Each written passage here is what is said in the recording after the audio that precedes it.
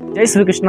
భగవద్గీత 2వ అధ్యాయం 7వ శ్లోకం. స్కిప్ చేయకుండా వినండి, లైఫ్లో ఎప్పుడైనా హెల్ప్ అవ్వచ్చేమో.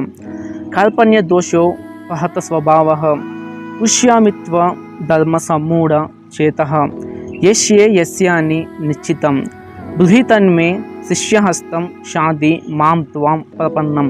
ఈ యొక్క శ్లోకానికి అర్థం ఏంటంటే, అర్జునుడు శ్రీకృష్ణుడితో ఈ విధంగా అంటూ ఉన్నాడు, హే కృష్ణ, నాకు ఏం చెయ్యాలో నాకు ఏమీ అర్థం అవ్వట్లేదు, నా కర్తవ్యం ఏంటో నాకు తెలియట్లేదు, దయచేసి నన్ను ఒక శిష్యుడి కింద భావించి నాకు నా కర్తవ్యాన్ని తెలియజేయ కృష్ణ అనేసి అర్జునుడు శ్రీకృష్ణుని అడుగుతూ ఉన్నాడు.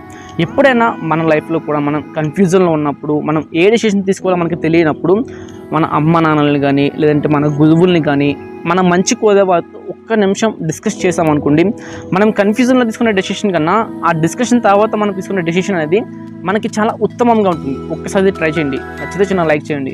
జై Srikrishna. Thank you for watching.